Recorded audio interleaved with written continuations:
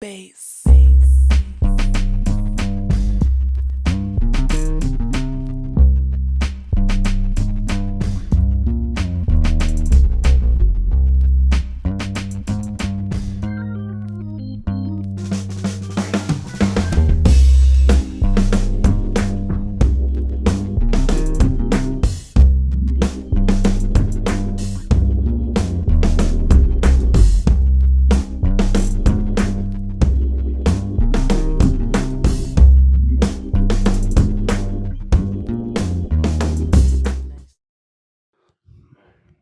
Let's get it.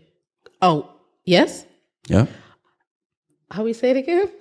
Just get started. Ooh, you make sure you chop all of this out. I probably won't. Okay. Okay. No. Gotta get it. Dysfunctional Family Podcast.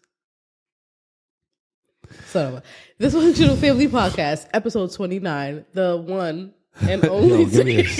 The only take. Dysfunctional Family Podcast, first and only First take. and only. All right. I got y'all for episode 30. Wow. We are back and forth. Hey, we are back and forth. Shout out to Leah. Rest in peace to Leah. Goat vibes. What up, though? You cried when she died, right? I did cry when she died. You liked her? Yes, I had a crush? big crush on Leah when I was, what's that? What grade is that? 6th grade? Yeah, she died like right before 9/11. So you was what, 12? Going into 7th grade. Yeah. You still like her? Wow. No, I am literally in love. I'm a one woman man. No, I do not like Aaliyah. And God rest her soul. Soul. When you worry about if I think she's attractive, God rest her soul. It's getting off to an awkward start, ain't it? See what insecurity can do? Woo! How we get out of this ditch? We are starting this episode at a deficit. We could just now. start over. Get the thing. I'm not starting over. This is it. This is the episode. What the clap thing is called? No, this is the episode. I'm not getting the clapboard. This is the episode. So now you got to dig your way out of it, out of that awkward way that you wanted to start. Rock. No. We leave our back song. This is episode 29. Welcome. Make sure y'all do everything that is algorithm boosting. Boost the algae. Like, share, comment, tell somebody about us, rate us on Spotify, rate us on Apple Music. You know what I'm saying? Help us out. Don't beg. That's true. We giving y'all the value. Facts. Like we doing y'all a favor. What do you mean? Like this is for you, not for me. This is for you. This is for us. It's a mutual, you know what I'm saying? Yeah, I think it's reciprocity involved. You feel me? Facts. All right. Episode 29. Episode 29. Let's get to it. Sponsors first or last? Sponsors first. Okay, first. Boom, go. FreeTheSoulsClothing.com. Well, that's the website. Sponsors Free the Souls Clothing. You know the vibes. We're not wearing nothing today, but they still are sponsors. You'll see a commercial later in the episode. You will. Okay. This episode, should we give them the name? Or we should just go? Why are you I don't be knowing what to do. I'm still getting just talk about it. Yeah. Okay. I really feel like we should start over. I am not starting over. Okay. Episode 29. So what had happened was, so boom. Y'all know we like to start the episode with an anecdote, right? So the other day, the girls asked if they could do a lemonade stand because it's been crazy hot for forever. It's summer, you know what I'm saying? Yeah, so facts. It's hot, but it's been 100 degrees for 2 weeks. Heat wave vibes. Heat wave. So they asked if they could do a lemonade stand. So Yanae's like, I saw that you could sell lemonade for $1.29. I'm like, we're not doing $1.29. You don't have a cash register. If somebody gives you 50 cents, you don't have 31 cents to give back. We're not doing $1.29 is crazy. Where'd she get her price I don't point know. from? It's certain things I don't I think that's into. a good sign though. It might, yeah. She's gauging the market. Yes, exactly. What market? I don't know, but hey, walking down the aisles at Whole Foods or something, she probably saw something. Nah, that's kind of fire. I was we're not. I didn't know she asked using a price point. Yes. That's fire. But I was like, okay, we're not going to do $1.29. What if we let's just do $1? Keep it simple. Getting Venmo to $1.29 is wild. Let's just keep it $1, right? So they did their lemonade stand. We put it on Facebook for, the people in our community to see. They went knocking on doors, on neighbors' doors. Ooh, come through. And, they made market and hustle. Yes. They made flavor. We had regular lemonade. We had hibiscus lemonade. We had peach lemonade. They got a bunch of compliments. They were just excited about it. They got, we made $14 today. And we made, $30. So it was just a really fun experience. And I think them taking the initiative to do that just really, then coming to you to talk to you about what that was like. I think it was just really a cool experience and had us thinking about entrepreneurship, us being entrepreneurs, and then, them being inspired, I think, by what we do and doing it in their own way, what I'm saying, in a child version of what they can offer. Being excited about it and wanting to be hands-on and involved. Not just, mommy, we want to sell lemonade. Can you make it for us? But they wanted to go buy the lemons. They were juicing the lemons. They were, putting the flavors in and stuff. So it was cool. It was fun.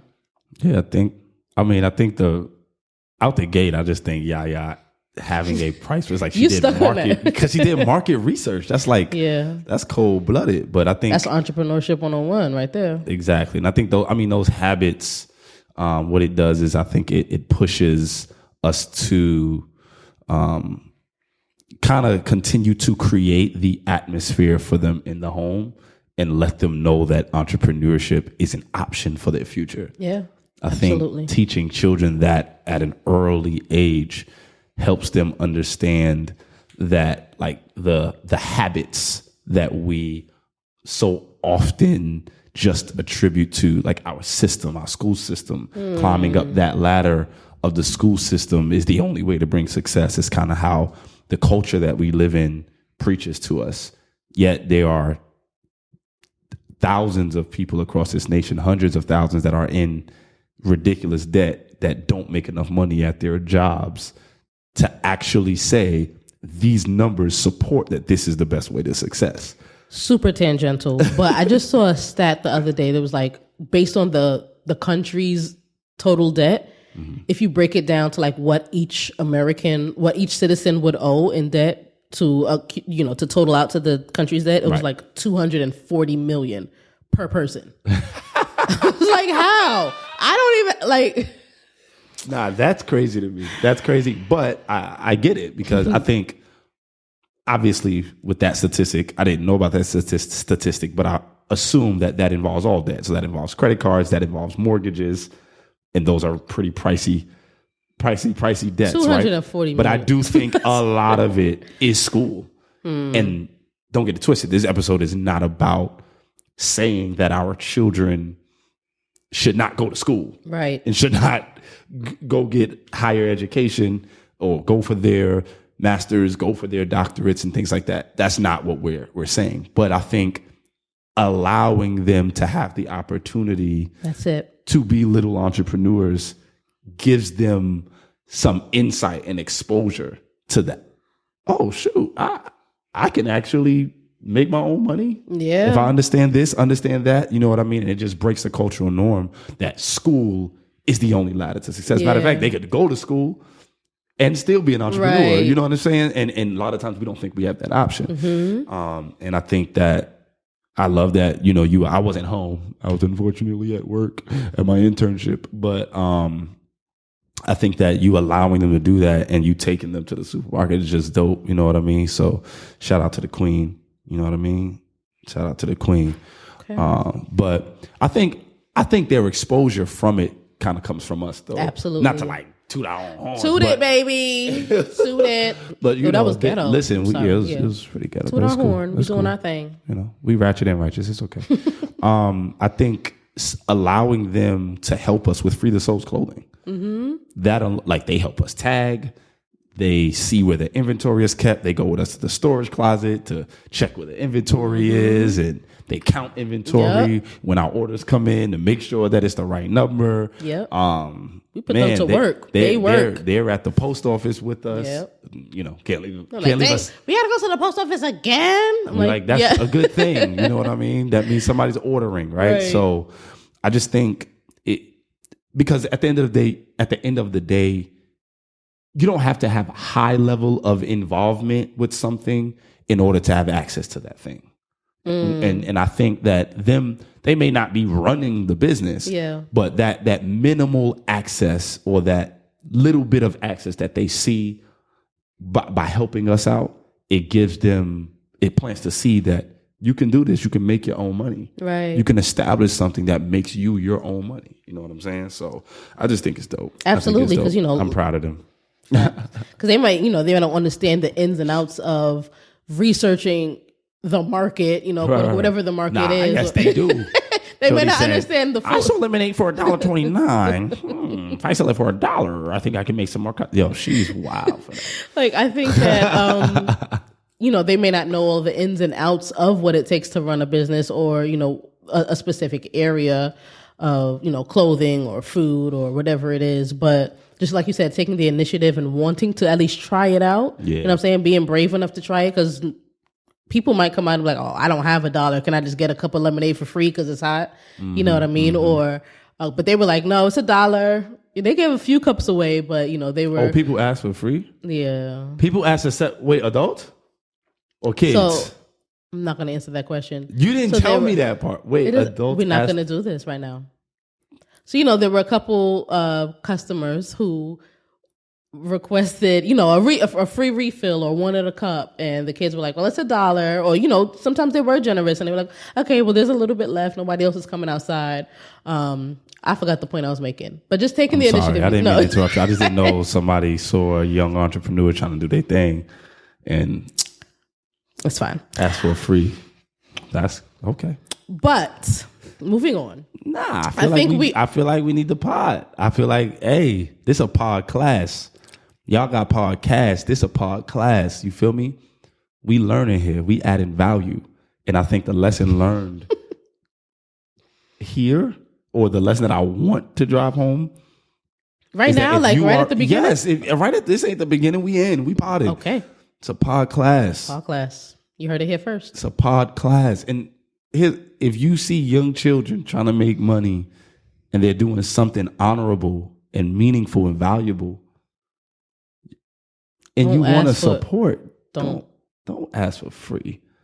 I don't know if they're going to see this. I don't know who the people were because I wasn't here, but I just feel like if they see this, understand what children were trying to do for themselves, and we should support that, especially children of color, girls, black girls who are grossly underrepresented in so many different fields. Yeah. Across this country in education. Well, when I say grossly underrepresented, I don't necessarily mean black girls are not going to school, because they're going to school at a higher clip than anybody. Black boys, right? I'm saying underrepresented, like in the academia. Yeah, they're in school, but are they the professors all the time? And they're not, right? Are they the ones at the top of ladders in certain places and spaces? And they're not. And I think you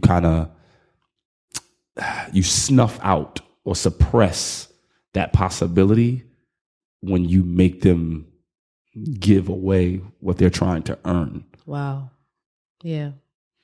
Right? They're not out here selling $1,000 shoes. They're out here selling $1 cups of lemonade. That's the case. Hey, go on home. If you can't, so not being funny, if you can't support, don't support. But don't ask them for free stuff. I think you put kids in a weird position and make them think they have to do that. Yeah. But I don't know. I don't know who the people were, and I don't want you to tell me, because they're probably some of our neighbors, and they might see this. They might be followers or subscribers, and I want their support. But yeah. And I didn't want to take control and it's $1. You know what I mean? But I wanted them to run it as freely as possible. So they looked at me and I was like, if you want to give it away, you can. But you came out here so I definitely let them control, what went on, if they That's good as much profit. Right, I know. I'm gonna do the thing.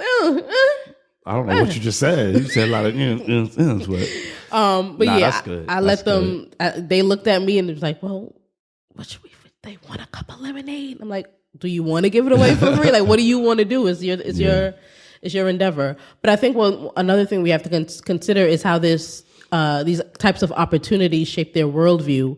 Like you mentioned, they're young black girls. So what kind of seeds are being planted at this early stage in their life where they feel like what they have to offer is valuable, whether it's $1 cup of lemonade or a $5 craft t-shirt, tie-dye t-shirt that they made, or, you know, when they get older, if it's a book that they wrote, a little pamphlet, you know what I mean? Like, what small seeds are being planted now that no matter what they're offering, they feel like it's valued and somebody wants it. You know, somebody wants this lemonade that I handmade. You know what I mean? Yeah, they was handmaking this. Was, you know what I'm saying? They were squeezing the lemons fresh. Yeah, fresh. They made everything by hand. You know, of course I monitored, but you know, they got their hands dirty to do it. And even though it wasn't like something huge, like, you know what I'm saying, it's a lemonade stand, but what kind of courage does it give them now that, you know, their horizons kind of expanded, where they feel like, oh, okay, my lemonade stand, I got $14 in one day. Maybe if I do this, and I like doing this, I can, you know, it'll be beneficial for me. I can serve the community by, you know, quenching their thirst on a hot day, and it's helping me out. You know what I mean? Yeah. I mean, the only part I disagree with, you said it's not big. I think it is big. I think the reason it's a major thing, not because of like the amount of money they made. I think it's a major thing because they thought to be problem solvers. Yeah. So I think the best businesses are the ones, good businesses solve problems. I think that's the most concise, most powerful way to put it. Good businesses solve problems. And I think during a heat wave, for them to say, how can we answer the issue that our community is having? Let's make lemonade while all these kids are outside playing. Their parents are outside with them. Oh, let's solve their problem. I think that's a big deal. It's like, no, they're not selling something super expensive, but just this idea that they're thinking about being problem solvers. And I think that's a good way to train your children, a good way for us to think, a good way for anybody to think. The highest paid people outside of the systems that are created and structured. Outside of the 1%, right? You know, that are inherited monies. I ain't gonna get into that conversation, but some of the highest paid people are the ones that solve the most complex problems. So this is not necessarily in entrepreneurship. This is just with what you do, right? Like, let's be honest, the person that flips a burger at a fast food joint, no disrespect to anybody that's doing that, the reason you don't get the same pay as someone that can cut open your chest and perform a surgery on your heart is because I can't just call someone in to do this. But I actually can teach someone to flip a burger quicker than I can teach someone to perform heart surgery. So like, the more complex the issue is that you solve, the higher your pay goes. So when it's a business, the more complex of an issue you solve, the more people pay you. Or the more regular, like the regularity and the frequency in which you solve something. People are hungry, you run a restaurant that people want to eat from, you're solving something. And you can do that with regularity and frequency. And I think it actually is a big deal that they were like, yo, it's a heat wave. Let's make some lemonade. It's almost like you're thinking about, what would I want? Yeah. I'm coming in the house 3-4 times a day when I'm running outside with my friends to get something to drink. I'm getting some water, some coconut water. Oh, hold on. Why don't I make some They lemonade? are in and out this house, boy. Drinking us out of house and home. Drinking us. You know what I'm And saying? this is all. It also came at a time where like they had because I got like a pack of 500 water balloons for the summer, and they had just run. I was like, God, this is gonna last like 7 water balloons. After this, there's no more. I'm not buying another 500 in August. Crazy. So like you said, it really did like solve the need, like them seeing that their friends are not coming outside as often. It's too hot. Because it's too hot out here. So how do I get them to come out? How do I get to spend time with my friends and really enjoy the summer, and also, like you said, solve a problem? And in addition to that, I think we have to, as parents, as caregivers, step parents, godparents, whatever role you play, you have to make sure that you're fostering an environment where the children feel safe taking risks. You know what I mean? Because they may have the idea to do the lemonade stand, but if they feel like they bring it to their if they bring it to their guardian and the guardian kind of shuts the idea down, or they feel like, you know, it's not going to be received well, you know, that's just as bad. That could be a whole different episode. They could, but shutting down their ideas. Yeah, like you have to make sure that the environment is fostered where they're going to, even if the endeavor failed, you're at least going to help them take the chance. You know what I mean? Chance. You're at least going to help them. Right now. You Go might ahead. see the end result and Don't know let me that. Stop your wisdom. You this might is see. A pod class. Be quiet. Right now. Oh, pod class. You know, as someone older with wisdom and life experience, you might see the end result that selling hot chocolate in the summer is not good. But if they want to sell if they had come to me and said, "Mommy, can we sell hot chocolate?" If you see the end result that maybe nobody's gonna want hot chocolate, at least let them try, or give them like alternative options. Maybe sell half hot chocolate, half frozen hot chocolate. You know what I mean? Like, but at least they feel received, heard, and supported in the risk that they want to take. That's good parenting right there. This is a pod class right now. That's good parenting. I think so many of us are walking around with the demons of fear. The demons of fear because everything we wanted to do, we were told, no, don't do that. Because of the mess it might make for the parent or because of the inconvenience it might cause to the parent versus sometimes you got to let them get messy and do it so that they understand how to work. Yeah.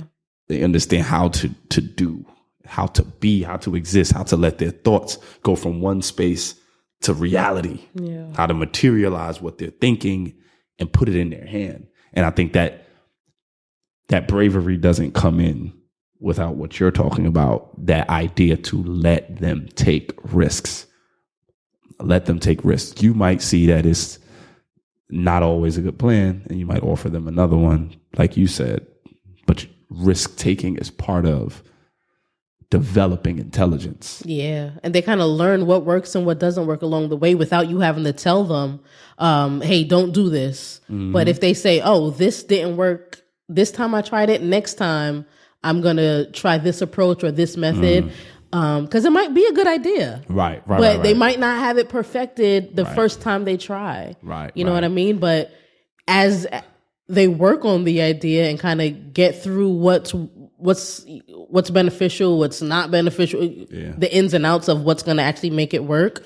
But yeah, point is you just got to let them try, take the risk, make the mess, whatever it is. Yeah.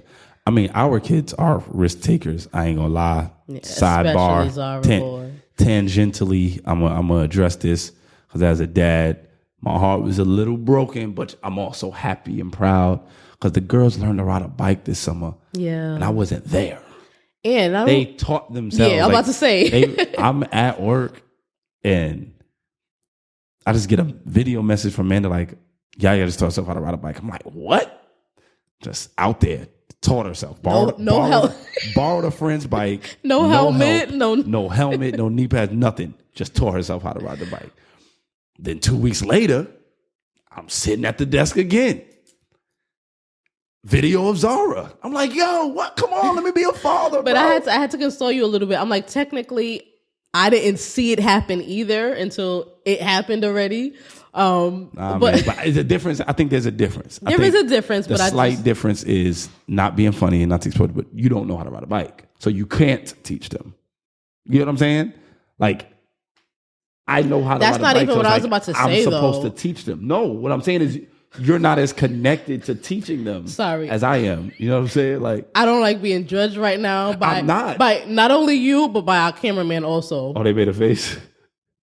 Y'all making faces back there? They making faces like, yeah, I'm 32 and I don't know how to ride a bike. It's not too late. I'm about to rent a city bike this weekend. It's not too late. And go stupid on y'all. Not this weekend, but... She's 30, not too late. You know what I'm saying? See what 30, not too late. You feel me? I'm going to learn though. But I am super proud because... like they just did it. They just did it. Like, and they were like... bikes and just taught themselves. I'm like, yo, let me teach. But I like the fact that they take the risk. Yeah. You know what I'm saying? It's like, dang. Helmetless, knee padless, just riding bikes. I'm like, all right, do it. Patrolling, you try to catch me riding. That's not the right note. It's not. Why do you do that? Because I be trying to like hear it, but I can't hear it. Trying to catch me riding dirty. All right. Here's the deal. Because we're going to close this episode before you start singing too much. what we want to say is this: foster an environment where you let kids take risks. And what I mean by that is not letting them control things and make stupid decisions. Right. But you sort of, you let them do things, but they do it at an arm's distance. So that if it grows too unsafe, then it becomes something that like you can monitor. But overall, loosen the reins a little bit and allow them to develop into what they might be really, really good at, what they might be world changing at. But you don't know if you don't let them get a little messy. You know what I'm saying? They ain't got to make murals on your wall, but yeah, don't the kids want to start a lemonade stand, help them start the lemonade stand. You feel me? And make sure they know, get that. Don't keep buying the materials. That's right. They put that money on the table. Yeah, I said, oh, we made such amount of dollars. I said, no, you take this out because this is what you have to use to buy your next batch of lemons, your next batch of cane sugar, your next batch of cups. It's like, wait, what? I'm like, yeah, mommy and daddy not going to keep paying for the ingredients. I said, we made the initial investment. We were your initial investors. We bought the first batch of lemons and cane sugar and hibiscus and peach and all of that, the flavors that you wanted to get fancy with. Facts. Now you made your little profit from the profit. I said, you save some, you spend some. After you know the lemons cost X amount of dollars and the sugar costs this and that, you put the rest to the side and you re-up. Teach them the game. Teach them the game. Re-up. Know what I'm saying? Sorry, I'm from the hood, so re-up got a whole different meaning. All right, here we go. Tell me more. You ready to? My father always taught me to thank God first thing in the morning, because last night could have been your last night. We don't know when our last breath will be. So if you love somebody, give them their flowers while they can smell them. Who going first? Me? Let me see. Me. All right, let's do it. Yeah. Okay. I don't know which question I'm going to. Okay. I don't like talking about these topics. Okay.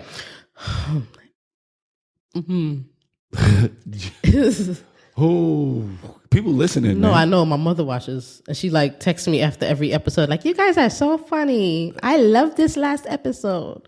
Oh, well. So it's just like knowing, like, she has grandchildren, so if it's involving sex, then she knows that it happens frequently. Deshawn! Oh, sorry. Oh, can y'all edit that? Both of the cameramen are like. All right, sorry. Go ahead. I'm gonna just block my mother. I'm gonna tell her awkward, so I know that this is about. I'm starting to sweat too. All right. So do you want me to ask it? No, because then I have to answer. Okay, so then just get to it. All right. Is sex an acceptable gift for holidays and birthdays? I didn't hear you. I didn't hear you at all. Is sex an acceptable gift for holidays and birthdays? Sex is not a gift. You know what I'm saying? Like, not a gift, but you know. Is it an acceptable gift? Yeah, like. No. Like, I'm going to give you this for your birthday. Happy birthday. I think that any marriage that has a healthy sex life, then it's happening fairly frequently. And then, you fast or do some, some time, take apart so you can regenerate, re-energize. That's cool too. But for the most part, it's happening fairly frequently. So I think, is it an acceptable gift? I think my answer is absolutely not. I think the question would have to be asked back to you, like, would you accept it as a gift? And the answer is probably not. It's only happened when it's a woman's body. And it's like, why? If I said, yo, girl, I'm gonna put on these silk boxes and give you. But that's nasty. I'm just saying. I'm hypothetical for the general conversation, right? Like, no woman is gonna be like, of course. She's gonna be like, no, where's my jewelry, or where's my trip, or where's my dinner date, or where's my. So why do we only do that with women's bodies?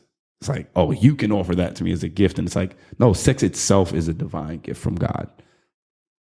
Sex itself is a divine gift from God. So on birthdays and holidays, sure, you can like do something special, like wear something fancy, but sex is regularity if you have a healthy relationship. All right. Okay, ask the question. My turn. All right, I'm going to ask this question. Do you think both partners should contribute equally to household bills? No. What? No, I'm just saying. I just really feel like those kind of not stereotypical, but those what's the word I'm looking for? I don't know. Like those types of that type of thinking is kind of outdated. At first it was like, the man is the breadwinner. And then when women started getting into the workforce more, it was like, okay, 50-50. But then now there's instances where there are stay-at-home dads, and you just don't know. There's not really a like that kind of set in stone structure where the man is out all day or the woman and husband are work. It's just too up in the air. So I just think you kind of have to make it work depending on your household situation. I wholeheartedly agree. Or if we are both working and you make twice as much as I do, no, I'm not paying half the mortgage. Like, you're gonna pay the bulk of the bills, and maybe I'll buy groceries and pay. That's crazy. If you working, you're not going half on the baby with me on a mortgage. Not if you make more than me. No. Why would I? Like, if I make $10 a week and you make $100 a week, why can't you go half and then my extra money goes to the groceries? Like, why is it that I'm paying more of the mortgage? Because that's probably the most expensive household bill. A couple $1,000s compared to like a couple. I mean, dang, with the way groceries set up, it's a couple thousand also. Nah, I'm not about to make a whole new episode out of this. We're not. But yeah, I just feel like I'm actually just. I know you're being a jerk. Yeah, I really think how like, white guys say it. I'm just busting your balls. Oh, sorry. Wait, is that? What if we have like white? No. I mean, black guys don't say busting balls. Wait, but is that an appropriate? No offense, but white people go crazy. They're like, hilarious. I love them. Y'all jargon is really like top tier. I mean not top tier. Like I think our jargon is top tier too. Ours is. I think there's appreciation. There's just like, no, not even top tier funny. I'm not about to do this with you because now we're about to go to a whole different episode topic. So maybe we should take note. No, but it's not family related. I would about like what? to talk about white and black jargon. Yeah, like colloquialisms and stuff. That would be kind of funny. Can we make it? But black people don't say busting balls. We say some other wild stuff. We say and I don't know, is balls an inappropriate term? I don't even know if I'm like for a family podcast. Yeah, but that's something I shouldn't. Yeah, kids might be watching. I'm sorry, but they don't know what that watching with your parents. merely means. Where's this headed? Thank y'all for tuning in to episode 29. Let your kids take risks. Encourage them through. The fact that this episode is about kids is crazy to me. But guys, sorry. Yeah. Boost the algae. Shop freetosouls.clothing.com. Tell your friends to pull up the episode, the podcast. Oh, that was a perfect ending. Don't add to it. You bodied it. All right. Tell your friends to pull up. Oh my God. All right. Tell your friends to pull up.